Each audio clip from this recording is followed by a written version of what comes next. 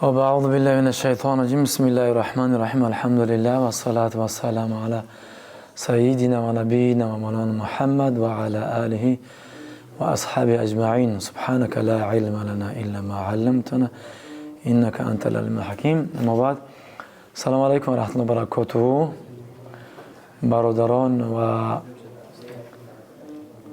پدران عزیز مهربان. خب انشاءالله ما این شب درباره زکات صحبت میکنیم که دفع پرداختن زکات برای چی انسان‌های جایز است و برای چی انسان‌های مثلا ممکن نیست. خب باب من يجوز دفع زکات الیه و من لا يجوز، یعنی باب من يجوز دفع زکات الیه و من لا يجوز، یعنی که با چی کسانی پرداخته میشه زکات و برای چی کسانی جایز نیست است پرداختن زکات. خب الله تبارک و تعالی در سوره مبارکه تبا می‌فرماید که اعوذ بالله من الشیطان الرجیم انما الصدقات للفقراء والمساكين والعاملين عليها والمؤلفة قلوبهم وفي الرقاب والغارمين وفي سبيل الله وابن السبيل فریضة من الله والله علیم حکیم. خب اینجا الله تبارک و تعالی مشخص میکند اون انسانایی که باید زکات فقط برای همین انسانا پرداخته شود. خب الله تبارک و تعالی فرمود انما الصدقات للفقراء، حقا که صدقات یا که صدقات فقط برای فقرا هستند و برای مساکین هستند. فقیر و مسکین، یعنی فقیر از مسکین چی فرق داره؟ یعنی این هم فقیر هم مسکین کم بغلند. اما اینجا الله تبارک و تعالی اول فقیر اگر صحبت کرد از فقیر، یعنی آیه مبارکه شروع کرد از باز کرد از فقیر، چون فقیر با نیازمندتر و کم بغلتر از کی است؟ از مسکین است. فقیر یعنی اون کسی است که یعنی نیازمند از چیزی که ندارد. بعضی ها این خیلی تعبیر کردن، یعنی فقیر اون کسی است که در زندگیش نصف حاجتش نمیتونه برآورده بکنه یا که کمتر از نصف. اما مسکین گفتن اون کسی است که اون انسانی است که کم بغل است اما نصف نیازش یا که کمتر از نصف نیازش میتونه بپردازه، برطرف کنه، اما بوی نیست. اگر که تمامی نیازمندش اگر که برطرف کنه، اون که دیگه فقیر مسکین نمیشه، اون بوی میشه. بنابراین یعنی اینجا فقیر مسکین کسی است که دارایی ندارن. ولا عاملین علیها، سیم گروهش که است ولا عاملین علیها، یعنی که کارمندان این زکات. یعنی اگر اسلام حکومت اسلامی باشد، اینا اسلام آدما رو مشخص میکنن که میرن این آدما پولهای زکات از مردم جمع میکنن. اما این در زمان ما در طرفای ما در کشور ما نیستن اینا.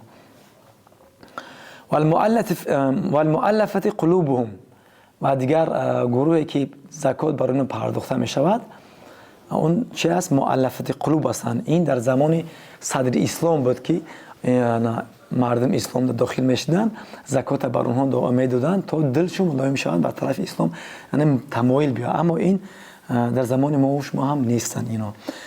و فی الرقاب، و یعنی که اینجا در آزاد کردن، این هم در زمان در زمان صدر اسلام اول اسلام غلامداری بودن. انا غلاما را صاحباشون مکاتب میکردن، یک پولی معین میکردن، میگفتن پول بیا بپرداز آزاد شو. اما انا این در صدر اسلام بود که اسلام الله تبارک و تعالی در آزاد کردن رها کردن چیا ما مسلمانان تشویق میکردن تا بردگی و غلامداری از بین برند تا مردم آزاد باشند. در اون زمان همین بنده را، همین غلامان را پول میدادن تا خودشو بخرن آزاد شوند. و فی سبیل الله، و دیگر گروهی که زکات بر اونها پرداخت کرده می شود، اون چی است؟ فی سبیل الله، اون کسانی که در راه خدا هستند. فی سبیل یعنی که هر اینجا چی سبیل فی سبیل هر کسی که در راه خدا است، یعنی هر راهی که منتهای همین راه، آخر همین راه خوشنودی و رضای الله سبحانه و تعالی است. مثلا مثال بزنم، اگر کسی که حج می رود، حاجی در راه پول چیزش کم داره که نداره یاردمش کنی، یا کسی که در راه الله دعوت تبلیغ میکنه نداره چیزی مثلا. و ابن سبیل و دیگر گروهی که زکات بر اونها پرداخته می شود، اون چیز و ابن سبیل است. فرزند راه یعنی که اون مسافری است که نیازمند کمک داره، مسافره پول چوز نداره، یعنی کمک کردن مسافر در راه ماندگی.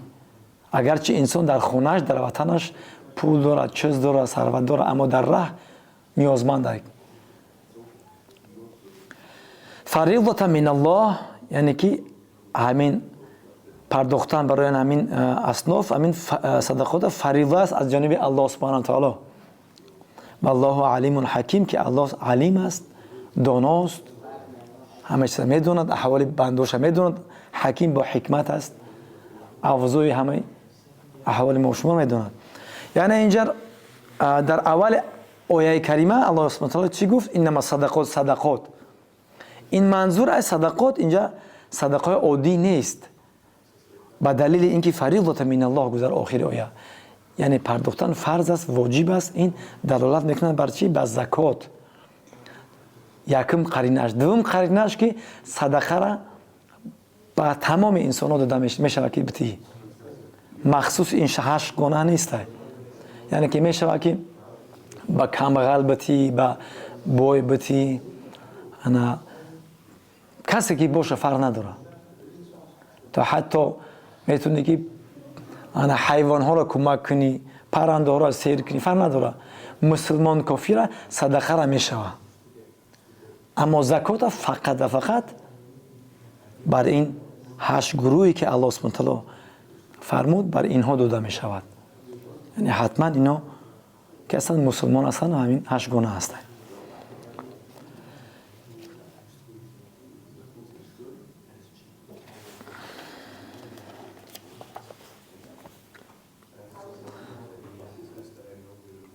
خب فهذه جهات الزكاة وللمالك أن يدفع إلى كل واحد منهم وله أن يقتصر على صنف واحد. یعنی اون انسانی که صاحب زکات است که باید زکات بپردازه، اون میتونه که یعنی همین زکات شد بر همین 8 مثلا صنف، همین 8 گروه تقسیم بکنه، بر همش کم کم بتیه، یا که میتونه که بر یک نفرش انا تمام زکاتش پرداز بکنه. ولا يجوز ان تدفع الزکات الى ذمی. زکات اینا فراموش نکنیم که پرداخته نمیشه به سوی کافر یا که ذمی. خب این ذمی کسی است که کافر است اما در کشور اسلامی در تحت حمایه اسلام هست، اینا گفته میشه ذمی. خب ولا يجوز ولا يبنى بها المسجد. همین خیل یعنی که اینجا از این بعد درباره این چی صحبت میکنه، برای کسی چیها، برای کیها ممکن است پرداختن زکات. یعنی پول زکات نمیتونی که چیکار کنی؟ مسجد بنا کنی. در این صورت زکات درست نمیگیره.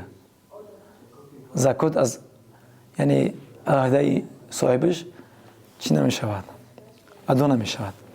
ولا یکفن بها المیت. همین خیل انسان نمیتونه پول زکاتش برای کفن، برای مردواری بخره و ترجیح نگیره، درست نمیگیره. ولا یشترط بها رقبه تطلق ولا تدفع الى غنی. همین خیل ولا تدفع الى غنی یعنی جایز نیست پرداختن پول زکات برای انسان بوی غنی باشه، ممکن نیست.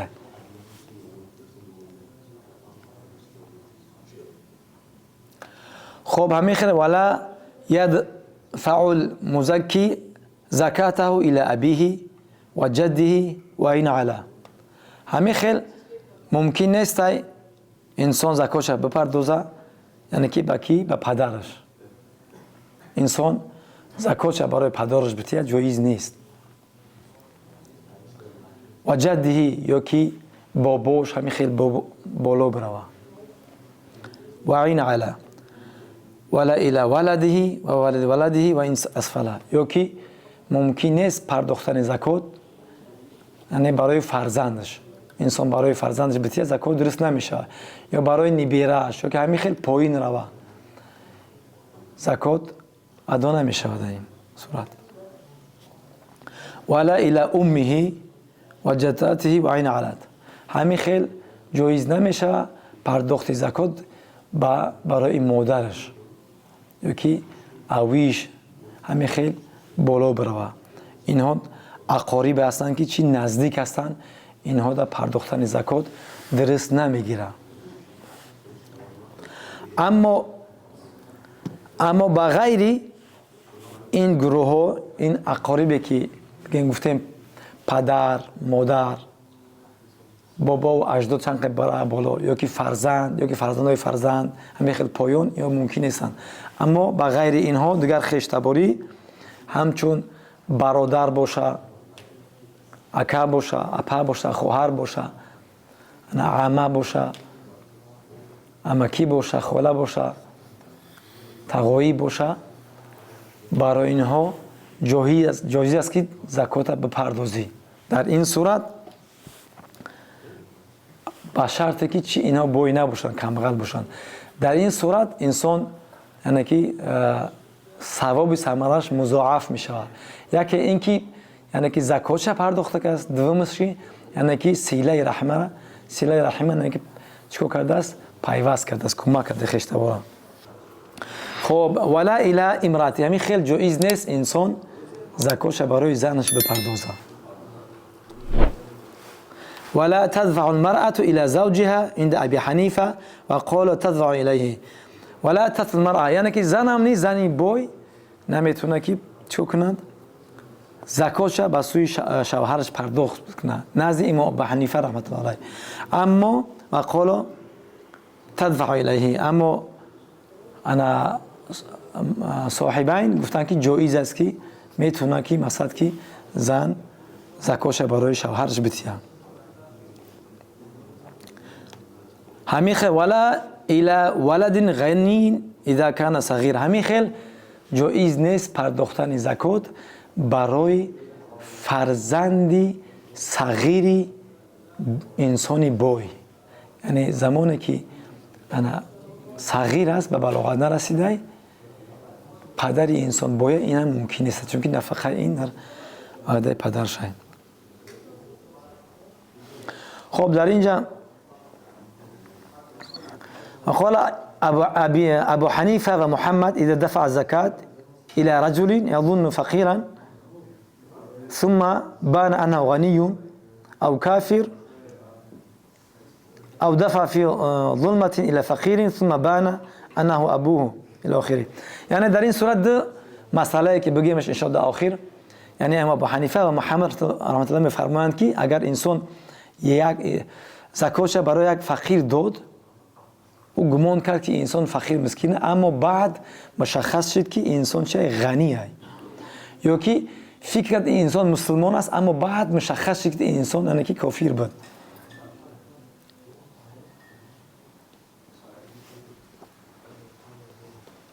اینجا در این صورت زکاتش اعاده نمیکنند، اثر نمیتیند به فتوای امام ابو حنیفه رحمت الله علیه یا که به فتوای محمد رحمت. اما وقال ابو یوسف علیه الاعاده، امام ابو یوسف رحمت الله میفرماید که در این صورت باید چی زکاتش اعاده بکند. خب ان شاء الله در اینجا